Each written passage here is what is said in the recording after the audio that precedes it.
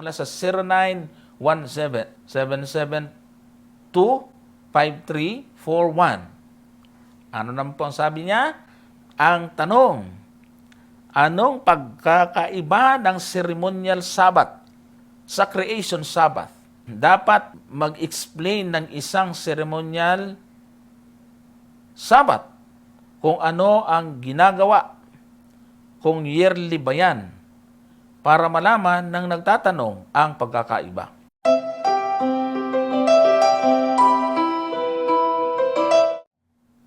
So, ganito po yan mga kapatid at mga kaibigan. Maganda na naitanong po ninyo yan. Bagaman nasagot na po natin ito sa ibang mga pagkakataon, pero uulitin uli natin.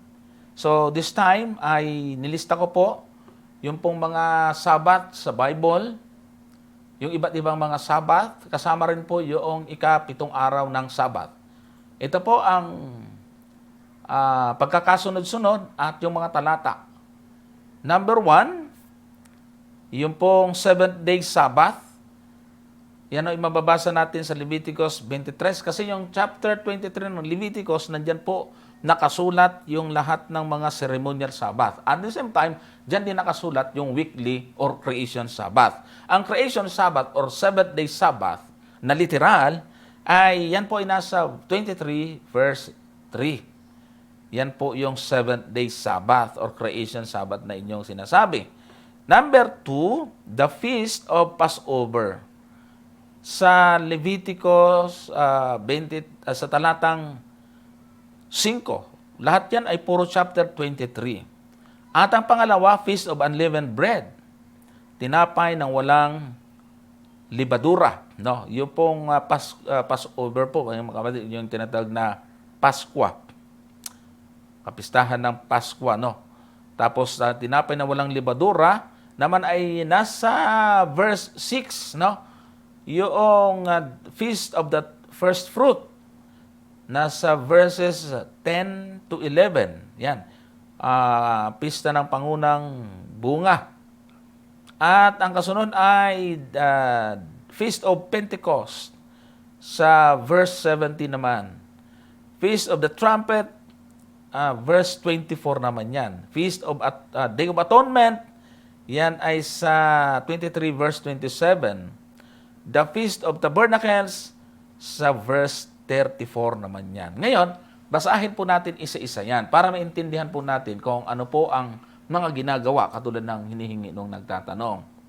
Una, siyempre, yung 7th-day Sabbath, yung verse 23, ang sabi po dyan, 6 na araw na gagawa, datapot sa ika-7 araw ay Sabbath na takdang kapahingahan.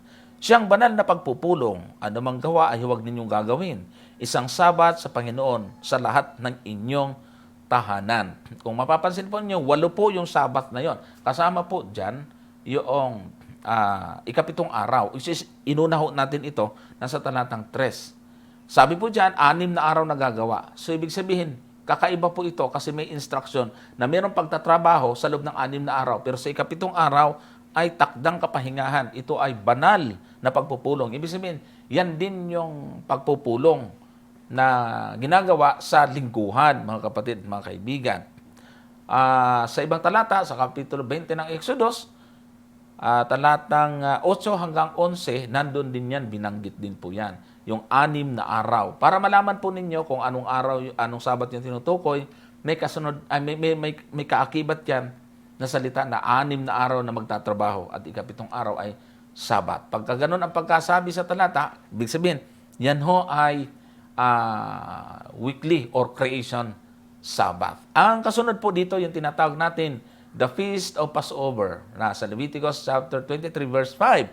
Ang sabi po dyan, sa unang buwan ng ika-4 na araw ng buwan, sa paglubog ng araw ay Paskwa sa Panginoon. Yan yung Passover or Paskwa, mga kapatid.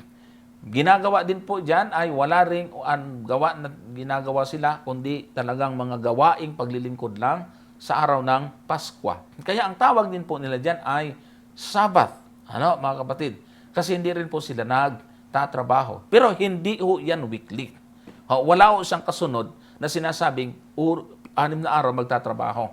At pagdating ng unang buwan, ng ikalabing-apat ng araw ng buwan, sa paglubog ng araw ay Pasko sa Panginoon. Inulit-ulit dito yung paglubog ng araw, pasimula, ano, mga kapatid.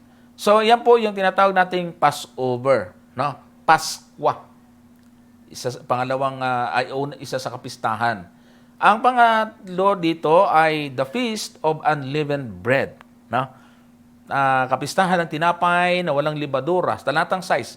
At ng ikalabing-limang araw ng buwan, yan, ay kapistahan ng tinapay na walang libadura sa Panginoon. 7 araw, nakakain kayo ng tinapay na walang libadura. Ayan. So, dito po, mga kapatid, yung kapistahan ng tinapay na walang libadura sa ikalabing-limang araw ng buwan. Ayan. So, sa ikalabing-limang araw ng buwan ay Feast of Unleavened Bread. Pero bakit sinasabi rito, 7 araw nakakain kayo ng tinapay na walang libadura? Kasi magkakasunod pong Sabat po yan, ay ang pagkain po nila dyan ay ang pwede lang nilang kainin ay tinapay na walang libadura. Okay? So yan ang Feast of Unleavened Bread. And number 4 po ay the Feast of the First Fruit or kapistahan ng pangunang bunga. Verse 10 to 11. Sabi po, salitain mo sa mga anak ni Israel at sabihin mo sa kanila, pagka kayo'y nakapasok sa lupain na ibinigay ko sa inyo at inyong pagapas na ang ani, at inyong nagapas na ang ani niyaon, ay magdadala nga kayo sa saserdote ng bigkis na pinakapangunang bunga ng inyong pagapas. At aalugin niya ang bigkis sa araw ng Panginoon upang tanggapin sa ganang inyo. Sa kinabukasan, pagkatapos ng Sabat, aalugin ng saserdote. Ayan. So, yung panginakapanangunang bunga ay dadalhin po nila. Pista din yon or tinatawag po nilang kapistahan din. No? Sabat din po ang tawag po nila doon. Pag sinabing feast, automatically ay tinatawag din po nila itong Sabat kasi hindi rin sila nagtatrabaho sa araw na iyan. No? Kundi sinaselebrate po nila yung pong natawag po nating pangunang bunga. So, ang sumunod po dito, mga kapatid, ay nasa verse 17. Tingnan po natin yung talatang 17. Feast of the Pentecost. Sabi po rito, sa inyong mga tahanan ay magdadala kayo ng 2 tinapay na aalugin na may 2 ikasampung bahagi ng ipa ng mainam na harina at lulutuin na may libadura na pinakapangunang bunga sa Panginoon. Ito ay, kung tawagin po nila ay Day of Pentecost, mga kapatid at mga taga-subaybay. Magdadala kayo ng 2 tinapay na aalugin na walang ikasampung bahagi, na may ikasampung bahagi ng isang ipa ng mainam na harina. Sa pag-aaral, ito po yung tinatawag nilang Day or Feast of Pentecost. Samantalang yung pang-anim, the Feast of the Trumpet, nasa verse 24 po yan. Salitain mo sa mga anak ni Israel na iyong sabihin sa ikapitong buwan, sa unang araw ng buwan, ay magkakaroon kayo ng takdang kapahingahan na pinakaalang-alang may tunog ng mga pakakak, banal na pagpupulong. So, yan, may tunog ng pakakak or may tunog ng trompeta. Ang tawag po naman natin ay Feast of the Trumpet, mga kapatid. Samantalang, yung pong napuntahan natin yung verse 27 naman, ang sabi naman dito, verse 27, ito po yung Day of Atonement. Sabi po dyan, gayon may sa ikasampung araw nitong ikapitong buwan. Ikasampung araw ng ikapitong buwan ay araw ng pagtubos or Day of Atonement, nagiging sa inyong banal na pagpupulong at pagdadalamhatiin ninyo ang inyong mga akaluluwa at maghahandog kayo ng handog na pinaraan sa apoy. So, yan po yung tinatawag nating test written, Day of Atonement. Ayan mga kapatid at mga kaibigan. At pangwalo, the Feast of Tabernacle. Sabi sa verse 34, iyong salitain sa mga anak ni Israel na sabihin, sa ika-15 araw ng ika-7 buwang ito ay kapistahan ng mga balag na 7 araw sa Panginoon. So, napansin po ninyo mga kapatid, ito yung mga Sabat sa aklat ng Leviticus. Kung tawagin po yung mga Sabat po yan. 7 po yan, kaso lang kasama na roon yung ika-7 araw, kaya naging 8, mga kapatid. Kaya nga, hindi tayo magtataka kung mayroong binabanggit na ika-8 araw ng kapistahan. Verse 23 pa rin, pero sa 36, 34 itong ating binasa. Kaya pagdating sa 36, sabi ganito, 7 araw na maghahandog kayo sa Panginoon ng handog na pinaraan sa apoy. Ayan 7. Yan. Sa ika-8 araw ay magkakaroon kayo ng banal na pagpupulong at kayo'y maghahandog sa Panginoon ng handog na pinaraan sa apoy. Siyang pinakadakilang kapulungan. Huwag kayong gagawa ng anumang gawang paglilingkod. So yung pong binabanggit dito, akala po nila yung ika-8 araw Sunday. Kasi lumampas na sa 7, di ika-8, linggo ika yan. Kung linggo ang una, ika-7 Sabado, ay di pang 8, linggo uli. Ang hindi nila naintindihan, ito po yung araw sa panahon ng pagsiselebrate nila ng kapistahan. 8 araw, mayroong 7 araw na sinasabi po dito, yung ceremonial, 7 yan, mga kapatid, at may binabanggit din na ika-8, kasi kasama nga po doon yung 7-day Sabbath.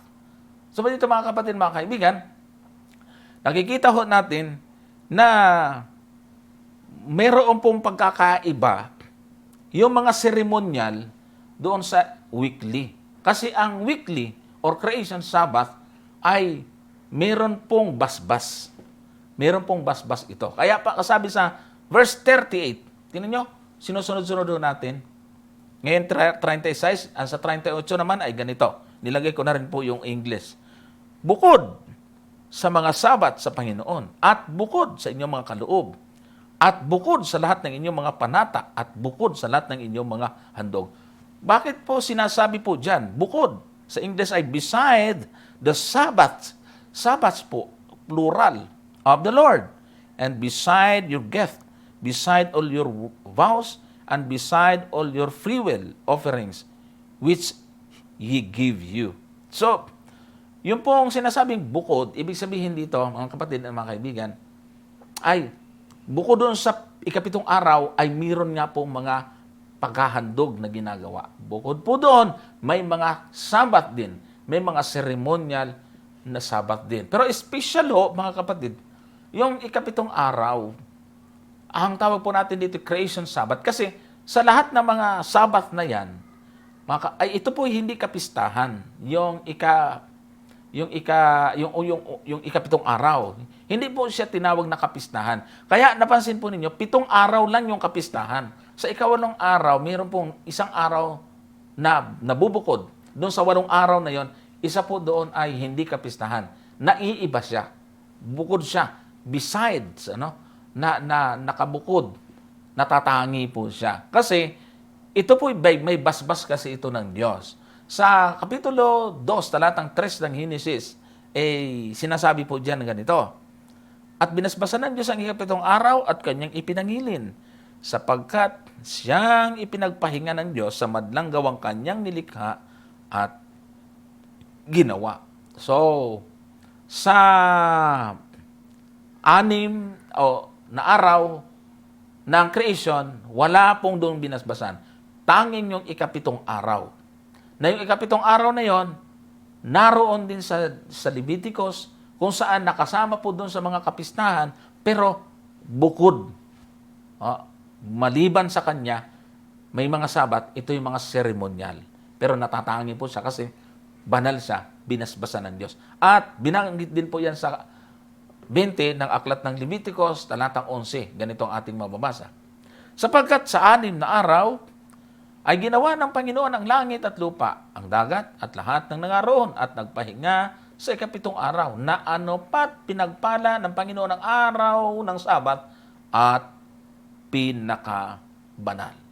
O dito mga kapatid at mga ginigiliw ng mga taga-subaybay, ay makikita po natin na naroon yung pagiging natatangi ng 7 araw. Kaya nga, ang tanong sa atin ay maganda. Dapat i-explain natin ano ang kaibahan po nito. Doon sa mga seremonyal, meron lang po siyang lang natatangi. Feast of the Trumpet, Feast of Unleavened Bread, Passover, Feast of the Tabernacle, Day of Atonement, yan. Iba po yun sa 7 araw. Mga kapatid at mga kaibigan. At yun po ay hindi linggo-linggo.